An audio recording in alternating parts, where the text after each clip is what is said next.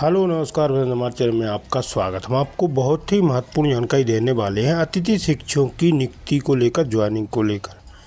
30,000 पदों पर जो खाली है उस पर अतिथि शिक्षकों की ज्वाइनिंग होनी हो। सोमवार तक सभी अतिथि शिक्षकों की ज्वाइनिंग कर ली जाएगी, ऐसा कहना है डीपीआई का। वो अतिथि शिक्षकों को जो समस्या आ रही है सभी का समाधान किया जा रहा है। चॉइस फिलिंग में या पोर्टल में किसी प्रकार की समस्या आ रही है उसको डीपीआई ने स्पष्ट किया है कि सभी का समाधान किया जा रहा है। जल्दी अतिथि शिक्षकों की नियुक्ति कर ली जाएगी और सोमवार को 30,000 अतिथि शिक्षकों की नियुक्ति होने वाली है, चॉइस फिलिंग होने वाली। तो और स्कूल भी अलॉट किए जाएंगे। तो मैं इसके संबंध में पूरी विस्तार से जानकारी देने वाला हूं। रविकांत गुप्ता जी ने क्या कहा है डीपीआई में पहुंचकर, उनकी 2 घंटे बात हुई डीपीआई आयुक्त मैडम से।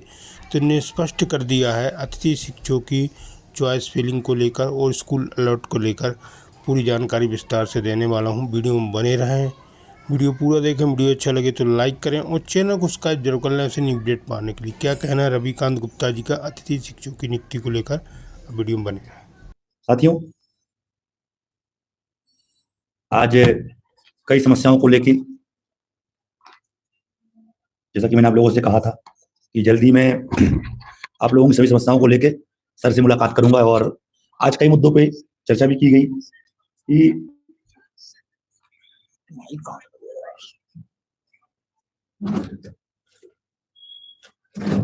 आखिर हम लोगों का भला कब तक होगा। जो चॉइस फिलिंग करवाई, जो समस्याएं बनी हुई हैं पोर्टल में, आखिर इसका समाधान कब तक होगा। अभी भी डीपीआई के अधिकारी इससे बचते हुए नजर आ रहे हैं कि कोई भी समस्या पोर्टल में बची है। उनका कहना है कि लगभग सभी समस्याओं का समाधान हमने कर दिया है। अब जो बचे हुए हैं, जिनकी समस्याएं बची हुई हैं, जैसे बहुत सारे लोगों के स्कोर कार्ड में दिक्कत है, बहुत लोगों के चॉइस फिलिंग में दिक्कत आ रही है, या जो पूर्व से कार्यरत थे उनके आईडी में अभी भी लिख के आ रहा है कि संकुल प्रचार ने आपको मेरिट सूची में दर्ज नहीं किया, या आपका सत्र 2023-24-25 में आप मेरिट सूची में नहीं थे, इसलिए वर्तमान सत्र में आप काम नहीं कर सकते। ये सारी समस्याओं को लेकर आज काफी लंबी चर्चा हुई हमारी, लगभग 2 घंटे तक बात हुई। एक साइड से मैं आप लोगों से बात करूंगा सभी समस्याओं को लेकर के, कि कौन कौन सी समस्याएं थी जिन पे हमारी बात हुई और क्या कहा उन पे अधिकारियों ने। फोन वाले तो कभी जिंदगी में सामने हो सकते। तो पहली समस्या आपकी थी, बहुत सारे लोगों की समस्या थी, जो जैसे कि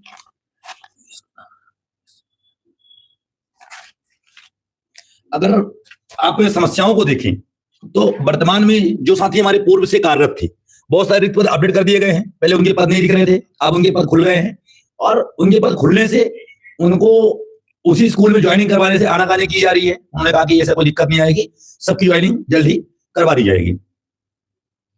तो जो समस्या है उन्होंने उसके लिए लिखित में हमसे मांगा था कि लिख के दीजिए कि कितने लोगों को क्या क्या समस्याएं हैं। तो पहली समस्या, जैसे कि स्कूल में आप पिछले वर्ष में कार्य किए हैं, लेकिन वर्तमान में आप लोगों की कहीं ज्वाइनिंग नहीं हो पा रही है, और आपको वहां पे संकुल प्रचार या स्कूल के द्वारा पैनल में ऐड नहीं किया गया है, तो वो लोग अपना आवेदन जिनने मुझे भेज दिया है, जिनने सहयोग राशि डाल दी है, एक बार मुझे रिपीट कर देंगे। क्योंकि मैंने बहुत सारे लोगों को निकाला तो है, क्योंकि इधर में 9 तारीख के बाद से बहुत सारे लोगों को मैं देख नहीं पाया था, क्योंकि आप लोग जानते हैं कि उसके बाद लगातार मीडिया और फिर ये बयानबाजी होना और बहुत सारी चीजें आई, इसलिए मैं बहुत सारे लोगों की समस्याओं को देख नहीं पाया। तो जो ऐसे लोग हैं जिन्होंने पिछले वर्ष में कार्य किया है, वर्तमान में उन्हें समस्या आ रही है ज्वाइन होने में, या किसी की ज्वाइनिंग रिक्वेस्ट निरस्त कर दी गई है, किसी को संकुल प्रचार ने जानबूझ के रिलीव कर दिया है, ऐसे लोग तत्काल अपना आवेदन डीओ से मांग कर, जो रिलीव और रिजेक्ट वाले हैं, संकुल प्रचार उसमें लिखे धोखे से इनको रिलीव हो गए जैसे भी हो गए, उनके आवेदन बना के मुझे तत्काल आप सेंड कर देंगे। दूसरा, जिनकी नियुक्ति पिछले वर्ष हुई थी लेकिन उन्हें मानदेय भुगतान नहीं हो पाया, लेकिन उनकी नियुक्ति रिक्त पद के विरुद्ध हुई थी, जहां पे वो काम कर रहे थे वहां पे पद खाली था, और फिर भी उनकी फीडिंग संकुल प्रचार के द्वारा नहीं करवाई गई थी, ऐसे लोग अपना समस्त डॉक्यूमेंट्स जो संकुल वालों ने डीपीआई को भेजा है, डीओ को भेजा है, डीओ ने डीपीआई को भेजा है, वो पूरे पेपर आप हमें उपलब्ध करवाएं। इसके बाद जिन लोगों ने पिछले वर्ष में कार्य किया था, और माफ कीजिएगा, जिन लोगों ने सत्र 2022-23 में कार्य किया था, लेकिन संकुल या स्कूल के संस्था प्रमुख ने भाई भतीजावाद के कारण आपको पिछले वर्ष बाहर कर दिया गया। ध्यान दीजिएगा, मैं बोल रहा हूं बार बार, जो लोग बोलते रहते हैं कि मुझे बाहर कर दिया गया, इस संबंध में आज मैंने चर्चा की थी कि बहुत सारे साथी हमारे ऐसे हैं जो 2022-23 में पूरा सत्र काम किए थे, लेकिन 23-24 में संकुल प्रचार संस्था प्रमुख ने अपने लोगों को रखने के चक्कर में उन्हें बाहर कर दिया था। सर ने कहा है कि ऐसे प्रकरण अगर आपके पास हैं तो लेके आइए, हम तत्काल ऐसे प्रचारकों के ऊपर या संस्था प्रमुख के ऊपर कार्रवाई करेंगे। सिंगरौली बीओ का एक केस आया था मेरे पास, सिंगरौली के साथ अगर देख पा रहे हैं, सुन पा रहे हैं, तो सिंगरौली बीओ का एक केस आया था मेरे पास, उस केस पे कार्रवाई शुरू हो गई है। आज सिंगरौली बीओ को कॉल करवाया गया था, लेकिन सिंगरौली बीओ ने कॉल नहीं उठाया। उन्होंने एक हमारी बहन को हटा करके उसकी जगह पर अपनी जो साली बहू है उसकी नियुक्ति कर ली थी। वो पूरे डॉक्यूमेंट्स मैंने आज सर को दिखाए, उन्होंने कहा कि इसके ऊपर हम कार्रवाई करवा रहे हैं। अगर वो कल तक में उनकी ज्वाइनिंग नहीं करवाता वो बीओ, तो उसके ऊपर डीपीआई अपनी कार्रवाई करेगा। तो जो भी पूर्व सत्र में काम कर चुके हैं, वर्तमान में ज्वाइनिंग नहीं हो पा रही है किसी कारण बस, वो लोग तत्काल बना के अपना आवेदन भेज देंगे। अगली दिक्कत आ रही है चॉइस फिलिंग को लेकर, क्योंकि रिक्त पद रोज अपडेट हो रहे हैं, डेली चेंज हो रहे हैं। जिनकी चॉइस, क्योंकि कुछ लोगों की आईडी ऐसी हो रही है कि उनके में एडिट का ऑप्शन नहीं आ रहा है, लेकिन कुछ लोगों में एडिट हो रहा है, तो सबका अनलॉक करना संभव नहीं है। तो उन्होंने कहा कि जिसका चॉइस फिलिंग लॉक हो गई है उससे आप आवेदन लीजिए।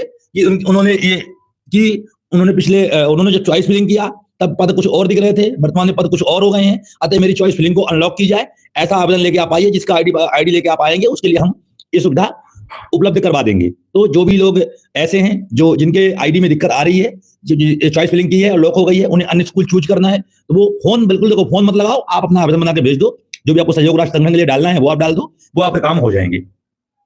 SS2 IT और SS3 IT के लिए बड़ी समस्या हो रही है, फाइन आर्ट के लिए समस्या हो रही है। सीएमआई स्कूलों में ये सह अकादमिक के पद पे कार्य करते हैं लोग, तो इनके लिए भी आज हमने सर से कहा कि आखिर पिछले बार SS2 IT में कार्य किए थे लोग, इस साल इनका SS2 IT से SS3 IT कर दिया गया है, तो इनके लिए क्या सुविधा उपलब्ध करवाई जा रही है?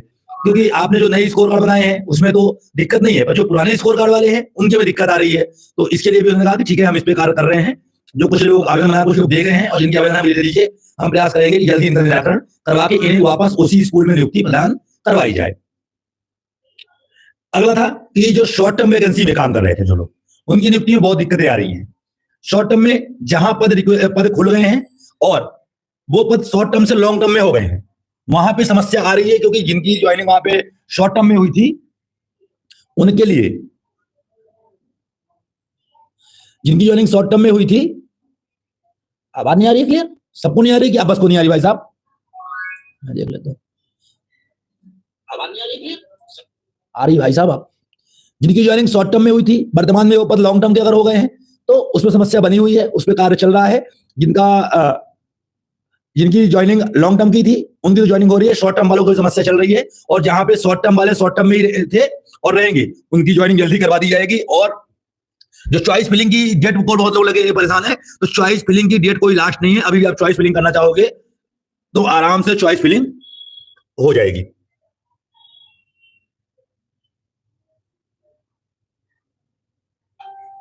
अगली जो समस्या थी आप लोगों को रिक्त पद के लिए, बहुत सारे रिक्त पद अपडेट कर दिए गए हैं। आज लगभग 400 रिक्त पदों की सूची मैंने और दी है कि जल्दी उस पर कार्य हो, और उम्मीद है कि वो रिक्त पद आगामी 2 से 3 दिन में अपडेट हो जाएंगे और आपको वहां पे ज्वाइनिंग मिलेगी। सर का कहना यही है कि जो पूर्व से कार्यरत थे, जिन लोगों ने पिछले वर्ष में कार्य किए हैं, वो किसी भी हालत में बाहर नहीं होंगे। स्कूल अलॉट का भी कोई भी डेट वो नहीं दे रहे हैं कि स्कूल कब मिलेगा। अभी जब तक स्कोर कार्ड का जो फाइनल प्रोसीजर है वो पूरा नहीं होता है, तब तक उस पर कोई भी कार्य स्कूल ज्वाइनिंग का नहीं है, क्योंकि बहुत सारे लोगों की दिक्कतें हो गई है।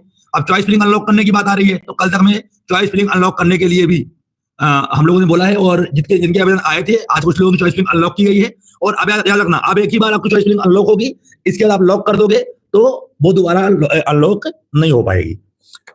साथियों, आप सबकी एकता का परिचय आज आप लोगों ने दिया, जो पिछले 3-4 दिन के अंदर शिक्षा मंत्री जी को आपने माफी मांगने पर मजबूर कर दिया।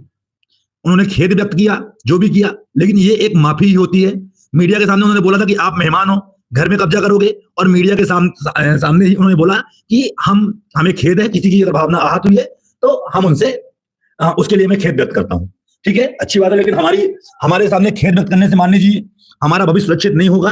आप हमारा भविष्य सुरक्षित कर दीजिए। जो जिन 8 बिंदुओं पर हमारी सहमति बनी थी आप उन्हें लागू कर दीजिए, हमें कोई समस्या नहीं है। हम बिल्कुल आपके ही परिवार के लोग हैं, आपके प्रदेश के लोग हैं हम, और आपने जो बोला ठीक है। अरे सब परेशान है यार मिश्रा जी, क्या किया जाए, सब तो हालत वही है। यहाँ लोग अपने में लड़ते मरते जा रहे हैं, कोई कुछ भी बोल रहा है। हाँ, एक बात और आज एक चल रही है, आज बीएमएस के हमारे बड़े भाई डी अरुण गिरी गोस्वामी जी ने एक वीडियो जारी किया है कि उन्होंने कोई आपत्ति नहीं लगाई, उन्होंने कोई वो नहीं किया। तो भाई देखो, ये मेरे सामने की बात है। मैं खुद कल बैठा हुआ था, मैंने पूछा भी कि सर जो 8 बिंदु पर सहमति बनी थी उस पर क्या हुआ। उन्होंने बोला कि स्पष्ट तौर पे बोला कि बीएमएस संगठन आपका एक है, वो उन्होंने आपकी मांग पर आपत्ति लगाई हुई है। वो कह रहे हैं कि हमें ये सब चीजें नहीं चाहिए, हमें तो केवल पात्रता परीक्षा की ही बात करना है और उसी पे हमको लाभ मिलना चाहिए। तो ये बात स्पष्ट तौर पे सर ने कही थी। तो आप अपने डीपीआई जाकर के ये बात को कंफर्म करिए कि आपने लगाया या नहीं लगाया। एक बात उन्होंने और कही कि सुनील सिंह परिहार के नाम पे 2017 में एक पत्र जारी हुआ था कि टेट परीक्षा में 5 अंक, 10 अंक और 15 अंक अनुभव के अंक दिए जाएंगे। और उनका कहना है कि सुनील परिहार उस समय पर टेट परीक्षा उत्तीर्ण नहीं थे, इसलिए वो किसी का भविष्य सुरक्षित नहीं करवाए। तो भाई साहब, आप एक बात जान लो कि जो पात्रता परीक्षा पहली हुई थी संविदा के बाद, वो हुई थी 2018 में। उसके पहले शायद कोई अतिथि शिक्षक ऐसा नहीं था जो पात्रता परीक्षा उत्तीर्ण रहा हो, क्योंकि 11 को वो मान नहीं रहे हैं और 18 से मान रहे हैं। तो 18 जो उत्तीर्ण किए हो आप, तो 17 के बाद 18 आया है। 17 18 नहीं आया था। आप बोल रहे हो कि भैया उस समय परीक्षा उत्तीर्ण नहीं था, ये नहीं था। तो किसी पे आरोप प्रत्यारोप करने से अच्छा है कि मिलके काम करो। जिस प्रकार से महासंघ ने काम किया, सरकार उनके सामने झुकी और आप लोगों की बदौलत आज हमारे कम से कम अतिशेष, ट्रांसफर, उच्च प्रभार से बहुत सारे बाहर हो गए। वर्तमान सत्र में शिक्षा मंत्री ने 10 तारीख को कहा था कि हम इनको बाहर नहीं होने देंगे, इनके लिए हम एक सत्र में काम करने का मौका देंगे। आज भी आपने सुना होगा कि उन्होंने कहा कि मैंने वित्त विभाग को लिखा है। तो हम चाहते हैं कि हमारे सभी साथियों को रोजगार मिले। स्कूलें लगातार बंद हो रही हैं, छात्र संख्या घट रहा है, हमें इन सब पे भी कार्य करना चाहिए और मिलकर काम करेंगे तभी हमारा भला होगा, स्कूलों का भला होगा। अगर हम आप एक दूसरे पर आरोप प्रत्यारोप करते रहेंगे, ना तो आपका भला होना है और ना ही हमारा भला होना है। क्योंकि जो भी अच्छा या बुरा होना है वो अनुभव के आधार पर ही होगा। कोई ये सोचे कि 1 साल 2 साल वाले को लेकर के लड़ाई लड़ेंगे तो संभव नहीं है। जो कुछ होगा वो अनुभव के आधार पे होगा और मुझे पूरा उम्मीद है कि आज नहीं तो कल हमें नियमित होना है। अब मैं बात करता हूं ट्राइबल विभाग की। साथियों, सबसे बड़ी दिक्कत तो यह है कि ट्राइबल को हम अतिथि शिक्षक संख्या में गिनते ही नहीं। शिक्षा मंत्री जी ने बयान दिया या पेपर में भी निकलती है कि केवल 72,000 अतिथि शिक्षक स्कूलों में काम कर रहे हैं। 72,000 तो पोर्टल में दिख रहे हैं आपको, जो एजुकेशन विभाग के हैं।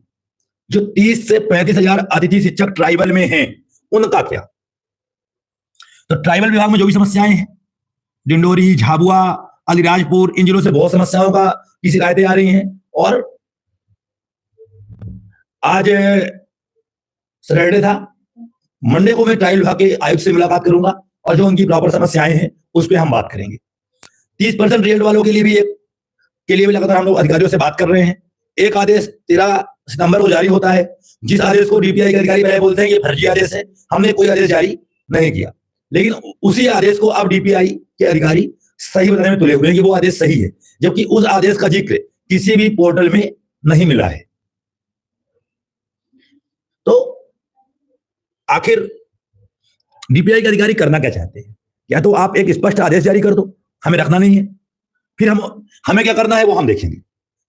ये फर्जी वाला काम करना बंद कर दो। आप एक तरफ कहते हो कि हम आपके भविष्य के बारे में सोच रहे हैं, एक तरफ कहते हो कि हम इनके लिए अच्छी नीति बना रहे हैं, और दूसरी ओर चोरी छुपके आदेश निकाल करके बाहर करने का प्रयास कर रहे हैं। आप कितना बड़ा अन्याय डीपीआई के अधिकारी कर रहे हैं।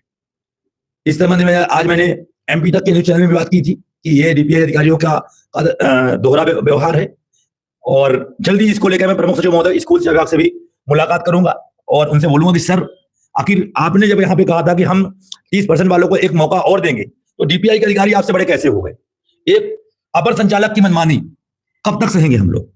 क्योंकि कामना आचार्य मैडम ने जो भी आदेश किए आज तक मनमानी तरीके से आदेश किए। क्योंकि जिस दिन हमने आयुक्त मैडम से कामना आचार्य मैडम की शिकायत की थी कि कामना आचार्य मैडम सीधे मुंह बात नहीं करती, तो मैंने सिर्फ इतना ही बोला कि मैडम, आपके विभाग में एक मैडम है कामना आचार्य मैडम, वो किसी से अच्छे से बात नहीं करती।